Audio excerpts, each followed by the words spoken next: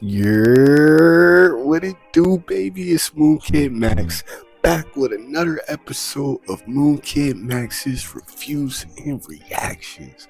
Welcome, welcome, welcome.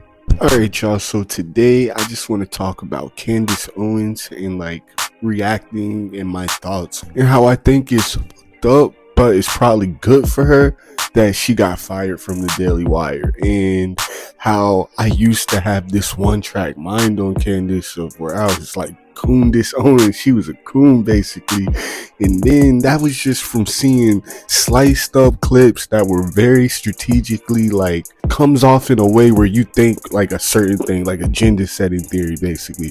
Like they clip it up in a way that you're made to literally not like Candice Owens. And after I started watching her podcast and listening to her talking points and her viewpoints in full in context, I was like, 80% of the time she be spitting, bro. 20% of the time she kind of be pissing me off. She still piss me off, and I'm not even defending her bad takes because she does have some bad takes. Like the George Floyd thing, I don't necessarily agree with. She's very she made a documentary basically exposing George Floyd as a criminal, and he had drugs and he was a druggie and all this stuff. So basically it shouldn't matter that he died the way he did, because she said it was an overdose. It wasn't the fact that the dude had his neck. That's a whole other story. But yeah, for the most part, I really agree with most of Candice Owens' talking points, and I'm of the mindset of it's impossible. That's kind of impossible to just agree 100% with every single person. You gotta have some disagreements on some kind of storefront. So if you just go around saying, well, I agree with most of what this person says, but sometimes they say stuff I disagree with, so fuck them, I would just toss them to the side. They don't even matter to me because I disagree with them 20% of the time. That's silly to me. So that being said, I feel like there are a lot of black people out there like me, or people in general, who have only seen the spliced up clips of Candice that are made to make you hate her. So I just wanted to talk about and make a little montage of Candice Owens having some good talking points, and Candice Owens defending black people. You always see stuff of her cooning, but I got some clips for y'all, a montage of Candice defending black people. You know what I'm saying? So yeah. So before we get into this montage of the defending black people, I want to talk about the interview that got her fired. Basically, she did this interview with the Rabbi, and it was a lot of the dude just talking and being kind of stubborn, to be honest, and Candice was kind of just letting him talk, and she would get her points in when she could. But it's a long interview. Check the interview out when you get a chance. But I just want to talk about how media portrays her in a negative light, where this dude made this report or whatever, and he literally said that Candice Owens said, I like Hitler is good, I like Hitler on stage. And she's like, I never said that. And even though she's she never said that, she played him the video in context and everything, he still was like, no, just the fact that you even brought up Hitler's name is anti-Semitic. And it's Hitler is a historic figure, and she was talking historically in context. So just bringing up his name is anti-Semitic, that means you hate Jewish people. So let's get into this clip so you can actually see what I'm talking about. So let's go. Clip number 1, Candice Owens versus Rabbi. Example that nationalism was good, and that what Hitler did, Hitler was nationalistic in Germany, and that was okay. You have said specifically you think Hitler is a horrible, et cetera, et cetera, et cetera. And you have condemned Hitler, thank God, without question. And you also brought him up in that discussion about nationalism. Is that all accurate? So when you just write, she publicly said Hitler was okay, that is dishonest, because what I actually was saying was answering a question, as you brought up, where we were not even talking about Jews, not talking about the Holocaust. A woman was asking about whether or not it's okay for people today to say that they're nationalist when it's often associated as a dirty word. And what I was saying was that it's wrongly associated with Hitler. I don't believe that Hitler was a nationalist, because obviously Hitler invaded Poland. He obviously had ambitions outside we have the clip, so we're going to play it. So again, the question that's being asked of me is whether or not nationalism is an okay word to embrace. Let's play the clip so we can hear me and what I actually said. Absolutely. Yeah, I agree. I actually don't have any problems at all with the word nationalism. I think that it gets the definition gets poisoned by elitists that actually want globalism. Globalism is what I don't want. So when you think about, whenever we say nationalism, the first thing people think about, at least in America, is Hitler. You know, he was a National Socialist, but if Hitler just wanted to make Germany great and have things run well, okay, fine. The problem is that he had dreams outside of Germany. He wanted to globalize. He wanted everybody to be German, everybody to be speaking German, everybody to look a different way. That's not, to me, that's not nationalism. So again, we're trying there to define nationalism. Does your statement, she publicly said that Hitler was okay, is that an honest statement? Yeah, so let's talk about this for a moment. Is that okay? Yeah. You were asked a question about nationalism. Mm-hmm. You responded with an example of Adolf Hitler. Yes, I said because Americans associate, the reason why they think it's a dirty word is because of Adolf Hitler. You respond, and you have subsequently, and I've seen you subsequently, and I think you even said it in the congressional hearing, you have obviously condemned him for who he was. But you brought Hitler's name into a discussion. Correct. Okay. And you justified that this is how America feels or how people feel. And that's your take on it. It's not necessarily accurate. And in fact, it probably isn't from an actual sociological standpoint. But that's your opinion. Fine. But Candice, you put in the same sentence what he did if he just had stayed in Germany was okay. But more importantly, and here's a piece of the anti-Semitism, why bring one of the most evil men of history into the discussion? You could just as easily have given any negative examples of nationalism. You chose to bring Hitler on, not them. I did, and I have if I could go backwards in the context of trying to understand why Americans think that nationalism is a bad word, it was appropriate for me to bring off Adolf Hitler. It is totally appropriate in any capacity when you are talking about history and historical sentiments to bring up any relevant character that has created those sentiments. So I just want to yes or no. After watching that, I want to make sure we don't run out of time here. After watching that in context, do you think it is fair that you wrote, she publicly said that Hitler was okay? Hitler was okay. Yeah. Yes, by bringing me even into the conversation, yes, I do. Okay, great.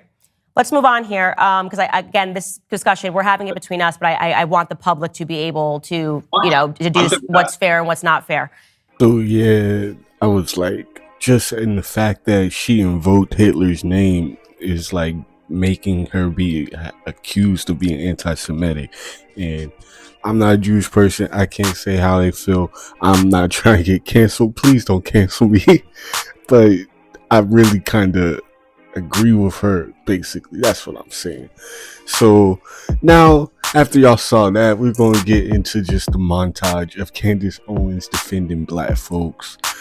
Here we go. We're going to start with her defending Kyrie Irving in that whole situation where all he did was tweet a link to a documentary and they made him go through we all know what he went through.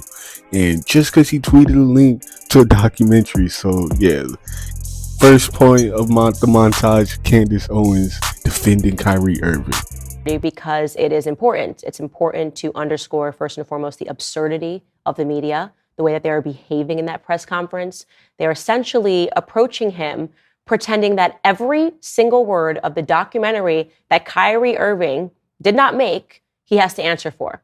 Could you imagine a world in which everything you watch, right, you are somehow now responsible for every single word within it? Notably absent, by the way, is the press going up to Jeff Bezos, who is the owner of Amazon, who runs Amazon, and saying, hey, why did you allow this documentary to be on Amazon? There's no outcry. There's no everybody delete your Amazon accounts because of this documentary. They are putting this firmly and squarely on Kyrie Irving, which is problematic in the first place. I want to also make it clear that in listening to his words, it is pointedly ridiculous that they would say that he is unfit to be associated with. There was nothing that he said, but I would say that he is unfit to be associated with because he very clearly condemns the falsities in the movie. He says, I do not think this way. He actually calls them falsehoods that are unfortunate, right? He says that that is not what I said. Do not attribute every word in this documentary to what my beliefs are. He also very clearly stipulates to them when they ask him, are you anti-Semitic? He clarifies that he's not anti-Semitic. Now, why is Kyrie Irving saying that? Why is he saying, I can't be anti-Semitic? Why is he saying that a couple of breaths after he talks about the Oxford Dictionary? So here is the definition of Semitic straight from the Oxford Dictionary.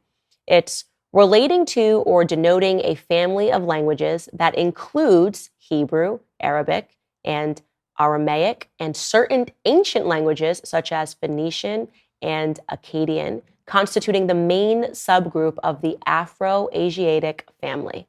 The second definition listed is relating to the people who speak Semitic languages, especially Hebrew and Arabic. So clearly what Kyrie Irving is saying based on that definition is that he believes that he is Semitic, that he hails from maybe Africa or from Asia, which is what the documentary explores. I'm going to give you my feedback because obviously I watched the documentary after listening to this, right? His feedback is, do not make the word Semitic just about Jewish people in America. It includes a lot of other people, okay? Now, you might disagree with that. You might disagree with the Oxford Dictionary definition, but you can't be mad at him for stating the actual Oxford Dictionary definition. The last thing that I want to say here, just regarding his press conference. Yo, this is the part where she started cooking. It really I was like, okay, Candice, look at her getting black, like in touch with her sister, her inner sister. Okay, look at this next part. And I want to say this really from the heart, because there was so much pressure that was put upon me to condemn Kyrie Irving, right? To condemn Kyrie Irving based on this press conference, to basically decide that his pain is irrelevant. When I watched this press conference, I felt Kyrie's pain. I felt his pain, and I will say this emotionally and not rationally, as a Black person. People don't often think about how bizarre it is that we don't know where we come from, right? We don't know. If you ask the majority of white people, they'll say, oh, my family's from Scotland. My husband's family can go back so many generations and talk about where they're from in England. And when you talk to most people, they have this sort of cultural understanding of their history. We don't. It's a weird feeling. You do sort of feel out of place. And yes, of course, it's because of the slave trade. And I'm not throwing that on anybody. I'm not saying that it's somebody else's fault. But what Kyrie Irving says is that you can't pit atrocity against another atrocity and basically say that his pain doesn't matter, that his noble pursuit of wanting to know where he came from, even if he landed on the wrong conclusions, is something that he is valid in feeling. It's a journey that he is valid in wanting to go on and wanting to partake in. So no, I'm not going to turn my back on Kyrie Irving and pretend that he's an awful human being based on this press conference. It's wrong. There are a lot of people that feel that they are in pain from the Jewish community because they're upset that he shared this link. But also, if you're not paying attention, there are a lot of Black Americans that are telling you that they feel that they're in pain because you're telling them that they're not allowed to feel the way they feel about not understanding their roots. Yeah, she was really spitting about how African Americans, Black folks in America, we don't know our roots. And like, when you really get deep and think about that, it's kind of fucked up, bro. So yeah, that was dope. How I like how she put that together. And this next clip is going to be her defending Nick Cannon, of all people, of them, like her audience basically wanting to like her to just shit on Nick Cannon for being like a baby daddy like the way he is. And she wasn't having it. She was like, she's not about to throw this Black man under the bus. So let's see what she has to say about Nick Cannon. Very strong in my opinion. Even the worst people out there doesn't mean that they are a good person or someone to look up to. I'm pretty sure I did not describe him as being a good role model of a father. I am very strong in my opinions about families needing to be together. What I said was that as a whole, I do not think Nick Cannon is a bad person. He doesn't bring bad ideas into this public sphere. And in terms of a lot of the hip hop artists, which he is, he represents the exact opposite. He sort of has a family-friendly show. And I mentioned the fact that one of his baby mamas, multiple maybe baby mamas, have said that he is very good to them, good to the children, that he somehow is able to make time. And it's not a good model for a family, but relative to all of the evil that we're fighting today, Nick Cannon isn't on my list. He's not on my little list. I don't know what to say. Now, regarding you saying that he has said some really disgusting things about white people, I haven't heard them. That may be true. Please do not assume that I have watched every bit of footage regarding Nick Cannon.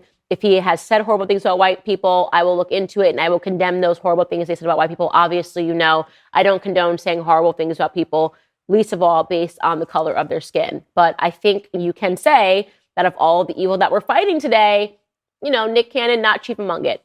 So I respect your comments, Sierra, and I hope that you respect my response to it. Yeah, I thought that was her cool take on Nick Cannon, where she ain't just throw this nigga under the bus like she could have.